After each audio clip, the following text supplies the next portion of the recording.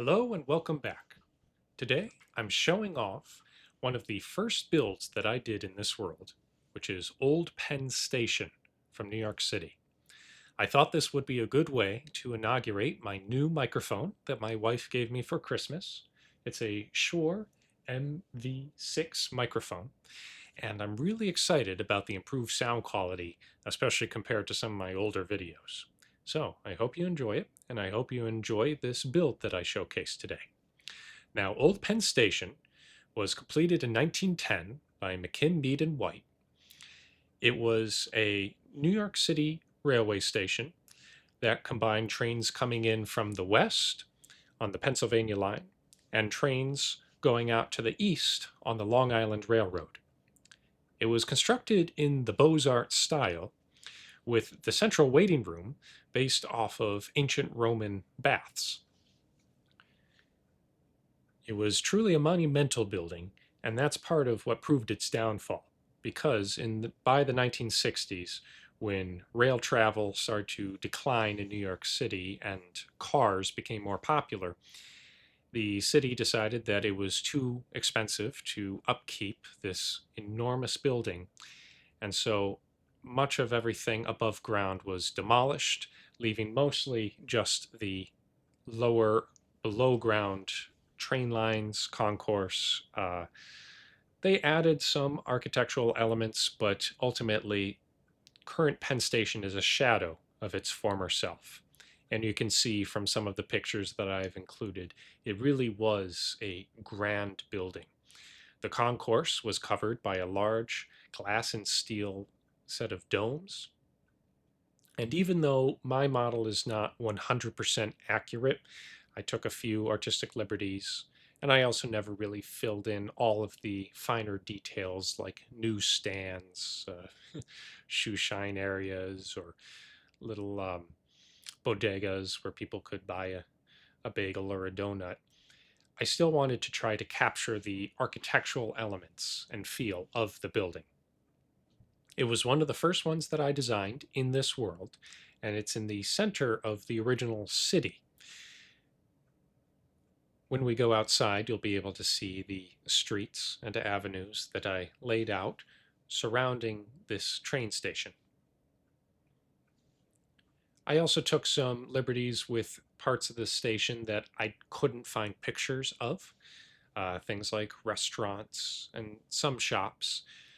Even the front facade looks more like the Metropolitan Museum of Art rather than the colonnaded front of the real Old Penn Station. That was just a design choice that I took, and I thought it would look nice within my world and make a little bit of my own. Sometimes I like to try to be a bit more artistic with my builds so that I don't pigeonhole myself into trying to create a perfect one-to-one replica. I've fallen into a little bit of that with currently building Versailles, and I feel like there are a lot of things that I want to try to get perfect, which take a lot of time, especially with very large builds. There are also some elements of my Penn Station build that I might have done differently if I did it more recently, but it does stand as a testament to the way that I used to build when I first started this world in February of 2017. I even showcased a map inside the central waiting room of the city. And later on, I'll show a much larger map that shows more of the city and more of the other things that I've built. The city itself, the original idea was that I would do a Parisian style city, but I very quickly changed my mind to do something a bit more like New York, along with Washington, D.C. mixed in. That's most evident with the U.S. Capitol building, the White House, the Lincoln and Jefferson memorials. And then with New York City elements, there's obviously Old Penn Station. There's a shorter version of the Empire State Building, a version of the Chrysler Building, a few other elements. I even did a building with the facade inspired by the James A. Farley Post Office building, which was also done by McKim, Mead, and White behind Old Penn Station. It still stands, And today it's been converted into the Moynihan Train Hall, giving a above ground section to Penn Station so that it's not so dark and underground. This oldest part of my city also has a few areas that I never fully developed. It even has some avenues where I hadn't planted trees or put down street lamps. Over time, I just decided to move on to other projects, expand out into different areas, but I still like the way that it turned out.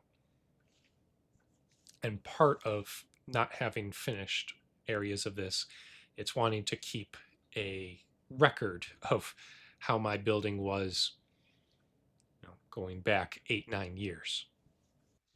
Now, going along here, we're going to see some docks.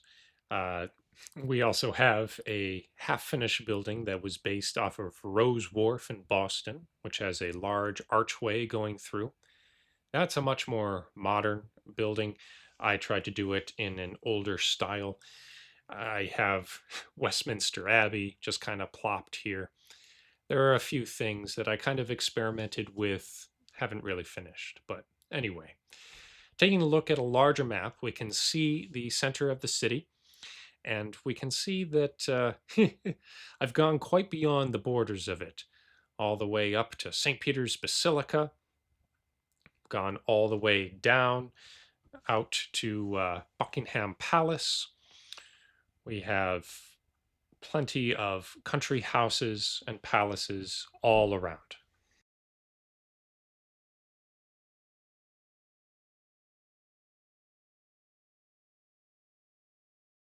Now, Penn Station was not only an architectural marvel, it was also an engineering marvel because it was the first time that trains were able to come underneath the Hudson River from New Jersey on the Pennsylvania line into Manhattan.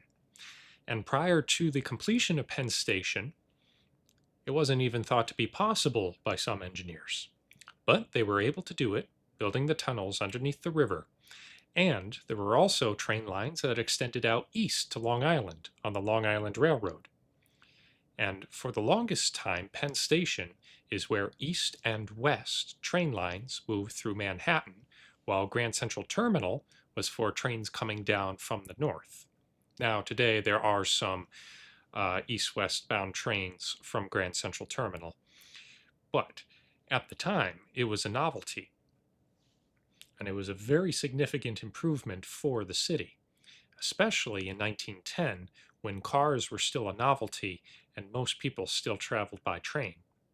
This changed by the 1950s and the 1960s, and as mentioned, that's part of why Old Penn Station wasn't as crucial anymore to the city's infrastructure, and the above ground sections were demolished, leaving just the underground sections. If you go to Penn Station today, you can still see some parts of the old train station on the platforms, stairs going down, things like that. Now, in my Minecraft world, I wanted to make sure to build some other train stations, train lines, things going underground. Part of this was with the intention of being able to incorporate a railway mod, so I wanted to make sure that the tunnels were wide enough, but also just to make the city seem a little bit more uh, realistic, something that could really be explored and have a lot of places to be uncovered. I'll end the video showing a new train station that I built. It's my own design. It's in the same style as Old Penn Station, but this train station has a concourse, which is covered by a glass dome, and it has a waiting room area. But these two halves of the station are bisected by a covered driveway for taxis and other cars to drop off and pick up passengers, with bridges connecting the two halves going over. I'm very proud of the buildings that I've done in this world and of the progress that I've made since I started it so many years ago. I hope that you've enjoyed this, and I hope that you come around for some more videos in the future. I also hope that you enjoyed my improved sound quality with my new microphone. which I'm very excited for and very glad that my wife gave me for Christmas. Thanks for watching, and I'll catch you at the next one. Bye.